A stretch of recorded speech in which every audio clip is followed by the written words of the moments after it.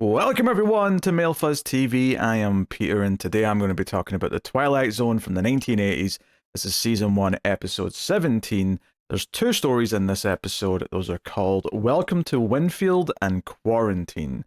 So spoilers for the episode, and this is a Patreon sponsored review, so thank you very much to Allison for picking the show. So this episode's more of a mixed bag. And I was coming in hot after the last episode because the last episode had one of the best stories that we've had on this show so far. So this one had a lot to live up to, and I was kind of worried that, like, even if it's just okay, it's going to feel like a bit of a letdown. And that's kind of where it falls into. Don't get me wrong, the second story does have some really interesting concepts. There's some ideas that I really like in the second story, but I wouldn't say it fully comes together into something that I felt really passionate about or really clicked with. But the first story, Welcome to Winfield, it does at least star Garrett Graham, who is kind of like a weird Male Fuzz bit of royalty. Tara always talked about him. He popped up in Babylon 5 once. He's been in a bunch of movies. But he plays, very typical of a Twilight Zone episode, he plays the character of Death. Or at the very least, he's one of Death's agents, as he points out. But this story is about a young man who's about 20, who's been in some kind of accident or illness. He's in the hospital, and he gets really scared because he can sense that Death is coming for him. And Death, in this case, wears an all-white suit with a white shirt and tie and drives a white car. But he convinces his young wife to take him away, and they flee the hospital and get away from him. And they end up in a small town called Winfield. So the actual premise of this episode is that this town, Winfield, is full of people who are all much, much older than they should be. We find out some of them are like 150 years old, and the idea is that Death, or this Death's predecessor, didn't do his job properly, or for some reason decided to not kill everyone in this town, and they're still here, and they've harbored, when the young couple get there, they take them in, and they've been hiding them there. But they also seem kind of untouched by time, right? Because at first I was like, wait, if they kind of went through like a time bubble or something, because this town, like, they don't know what a car is. They're all acting like they're in like a small village from, like, 1860 or something like that. But it's more just that they've just not advanced with time, because they've stayed off the grid, they've not gotten involved with society, they're not on the map, they've stuck to themselves, so they're still kind of functioning and acting like a town from that time period. It's not that they're actually time traveling or anything, they've just stuck in their ways because they've been around that long. So that's, it's an alright premise. It's mostly played for comedy, it's mostly played for, when Garrett Graham shows up and they're hiding the boy, he kind of walks around and the townsfolk kind of like stumble on themselves, they don't quite understand what his car is, they don't quite understand what he's saying to them sometimes. And like one of them accidentally mentions that his 150th birthday is coming up.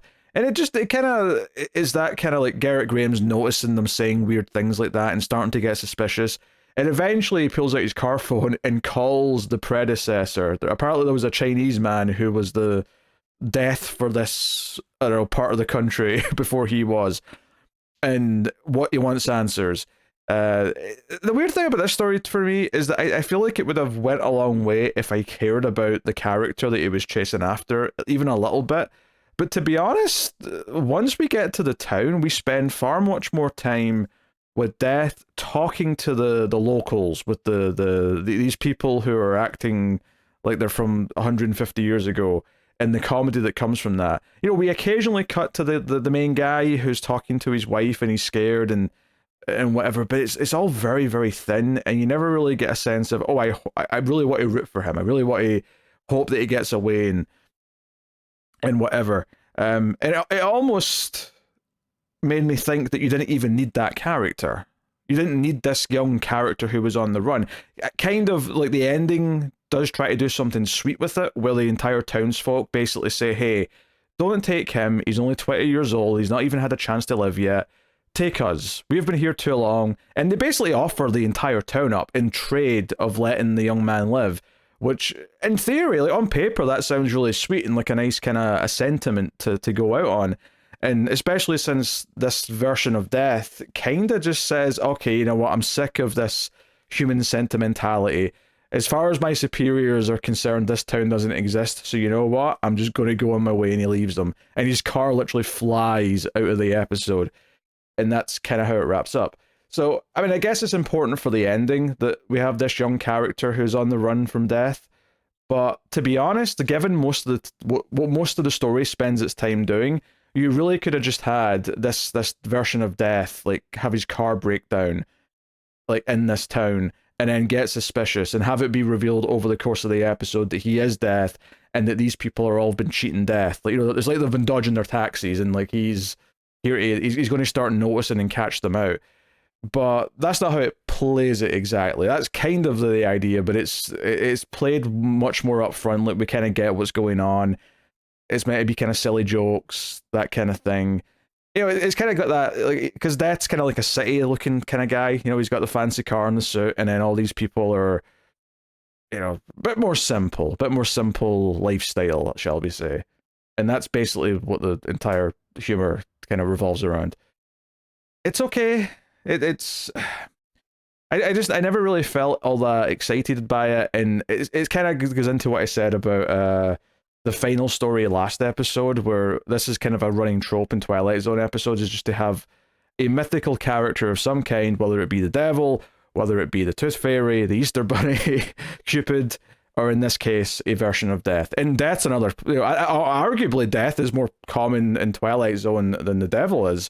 I mean, this particular version of Twilight Zone's had a couple of devils already, so not this one, but when I think of the original show, there was definitely a few episodes where someone representing death, whether it be nice because, hey, it's just your time and you'll be a nice guy about it, or it's more menacing because, hey, Grim Reaper. We've had several variations of it, and I don't think that this stands out to me as being particularly interesting.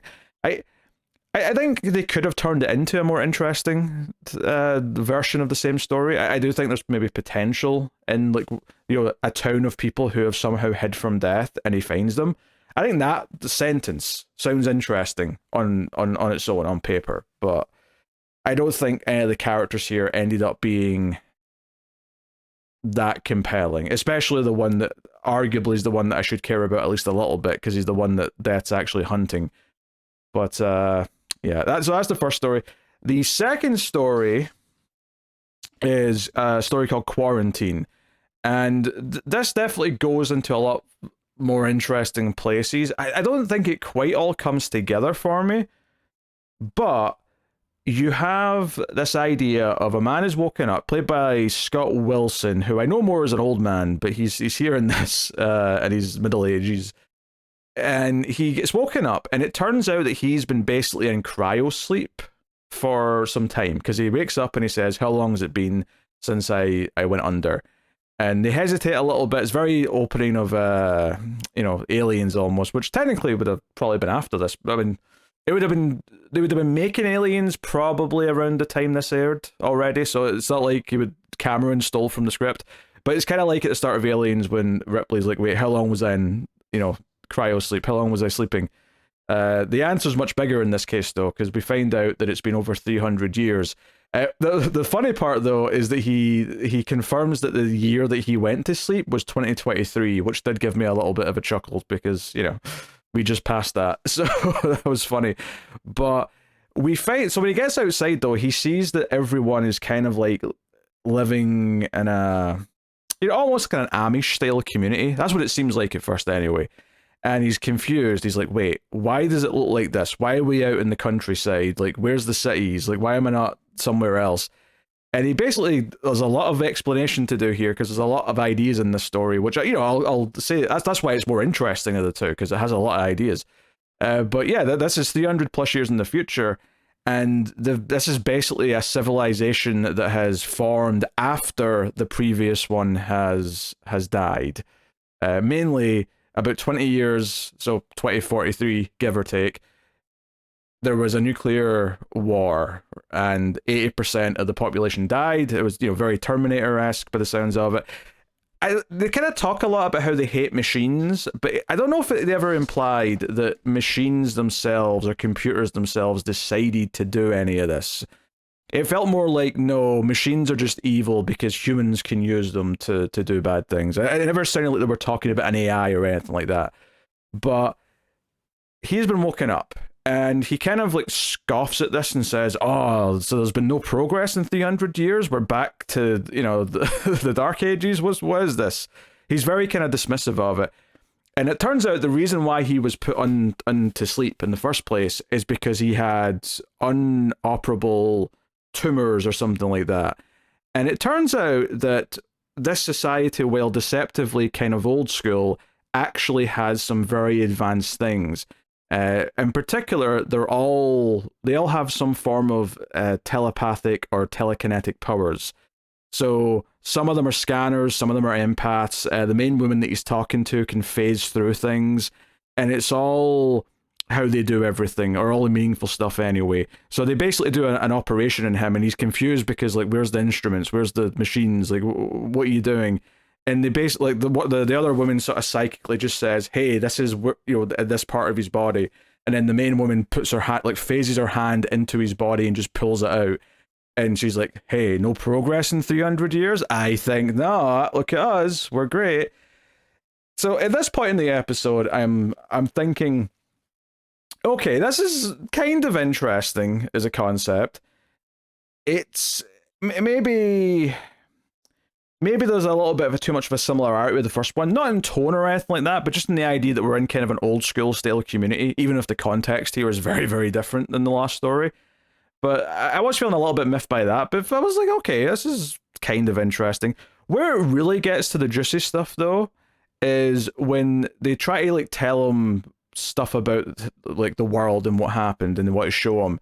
They show him some psychic images of, like, the world having been destroyed, and they show him why he woke up. And to do that, they go to their computer. Now, what is their computer, given that they have no traditional computers and no technology? They basically have an organic computer where they've got all these like sort of sacks that have got kind of altered like primates in them. They say they don't really look like primates, but they've been genetically modified or whatever. And basically, their computers are all these like animals linked together, and it's all mental. It's all next level stuff. So it definitely felt like, I don't know. It's this like the weird Amish like cult hippie version of what the post-apocalypse might be. But it's an interesting enough concept, and it turns out the reason why they woke him up, it's not because they said, "Oh, maybe we should finally start waking some of these people up to help them." They woke him up for a purpose. You see, they show him a telepathic image of an asteroid coming to Earth, which is going to completely decimate the planet. It's going to be another dinosaurs extinction event. And the reason why they've woken him up is because he was an engineer who worked on stuff with NASA and stuff like that. And he will be able to use the satellites, which are still in space, to potentially shoot down this asteroid and save the planet and the 200,000 people that are on it. Apparently that's what the population is on Earth. And I guess because of their mental, like, because they basically explain at one point that they can literally travel mentally to other planets, and that's something they've been doing for years now. So presumably they can talk to all the other humans on Earth just by telepathically reaching out, and everyone's connected in a more mental way rather than a physical way. So, I mean, obviously, I'm describing a lot of stuff here, because there's a lot of stuff in this story. There's a lot of ideas. There's a lot of stuff going on. You've got telepathic people who have sort of evolved beyond what humans once were, who have shunned technology. You've got this post-apocalyptic, way out into the post-apocalyptic future, where we're kind of past what we think of the post-apocalypse, and we've moved into the new society that's risen up. You've got all these things at play, and then that's before we even get to like the animals being the computer thing. But it's got another swerve by the end as well, where it turns out that they're kind of lying to him, because he realizes once the meteor or the asteroid starts like changing course, he's like, wait a minute, that's not a meteor or an asteroid. And he susses out that, hey, you're telepath, you can just show me anything you want. What am I actually trying to shoot down here? And it turns out to be like a US spaceship, basically an ark that the rich and powerful built to escape the apocalypse at the time. Now, this is the one detail that hit really hard, actually. I felt just because of the current political climate, where I went, yeah, I truly believe the 1%ers would all just run away and leave the rest of us to die, and they're coming back. So we're in this weird thing at the end of the episode where he starts saying, no, these are my people, I can't shoot them down, and the psychics are all, but they've got weapons on board and machines. They're just going to like turn the world back into what it was. They're going to expect to make the Earth just as they remember it. And they also throw in a line about time dilation, so that the people on the ship are actually from his time. You know, the times move slower for them, so they're actually not like new generations or whatever. So honestly, at this point, I'm like, yeah, I'm with the telepaths. Shoot them down. Yeah, they're just going to ruin all this. Don't bother. So yeah, the psychics stop him from being able to stop the laser beams from the satellite, and it gets shot down, and he gets all guilty, and they feel somewhat guilty too. They're not like proud of having to do that, but they do think it was the right thing to do. And that's kind of like what all the other scenes surrounding this plot stuff are. It's mainly the main character questioning if he can ever fit into this society, questioning if he's like one of the old people, the old ways, where he understood machines, he understood all these things. But one of the things that drew him to like what he did in the first place is that he loves space, and he looks up at the night sky. It's clearer than he ever remembers it, because after the nuclear winter went away, the atmosphere's kind of, you know, gotten a lot better, and you can see the sky much clearer and all that. And he's like he's looking up and he's all excited about it, and he's sad that, oh, I'll never get to go there. I thought maybe one day I would help conquer the stars. And that's when we find out, oh, we've been traveling mentally to hundreds of planets for years. Like, we can teach you how to do that. We can give you an operation that will give you this ability, and you can travel to wherever you want, and you can be enlightened to your heart's content. And you know, at the end of the episode, he's kind of traumatized by having helped kill the last of the old people from his time. And not the main lady, the second lady, who was the one who was doing more of the sort of projecting and like seeing the asteroid coming. She comes out and says, hey, like, would you like to like visit a planet? Would, you know, I can do that for you just now. I can, you know, psychically link up with you and take you there. And he says that he doesn't deserve it. And the episode ends with her just sort of doing it anyway. She just puts her fingers on his head, and then he like almost goes into a state of just like a trance euphoria as he feels like he's like flying through the intro to Star Trek The Next Generation. That's what it reminded me of. It was the same sort of thing where the camera goes past the planet and he's like, oh, I'm in awe, and then he asks her not to stop, and she chuckles and keeps taking him on a space journey. It never quite comes together for me. I love the ideas. Like, I love, especially the more it went on and we got into the, oh, we're actively trying to stop like what remains of the old world from coming back because they'll just ruin it like they did originally. I think that's a super interesting idea. I do like the idea of all technology becoming more organic rather than mechanical, and that's kind of to battle the idea that we don't want to make bombs, we don't want to make things that are destructive. So if everything's organic, then in theory that's not something that'll happen. And it almost feels like just too big for like a 20-minute story. I think that's maybe the bigger problem with it, is that these ideas are so in depth that I could go like a 2-hour David Cronenberg version of this story, right? Maybe a little more cerebral, a little darker, but ultimately with that sort of sense of hope that they're kind of tranquil and happy because they've gotten rid of all this and they can travel out to the planets. As it is, I found myself just like appreciating the ideas individually and being like, oh, that's a kind of neat touch, or that's a kind of a neat thing. Like, I really like the debate about whether or not they should shoot down the spaceship or the Earth ship at the end, and I just don't think I never felt like I was on a journey with the character where I was sort of with him and questioning what is right and what is wrong, and this idea that he can move on and like become one of these people and like find like a new start with everyone else, which is what the main woman keeps telling him, is that they can do this. So yeah, I think conceptually a lot of cool ideas. This is exactly the sort of thing where if someone gets the rights to this story and wants to turn it into a feature-length movie, Not so much like frame it the exact same way, but like the general idea of someone wakes up that far in the future, they need his help, which is very Demolition Man actually, now that I think about it, and we sort of discover what this new world has become and how people work, and we can have maybe more of a genuine science fiction moral debate about what to do, the possibility of some refugees from Earth coming back, and it's the worst people. It's the people who are the most directly responsible for what happened in the first place. That is genuinely really interesting. I just don't think the story here ever actually made me feel the things that I wanted it to make me feel.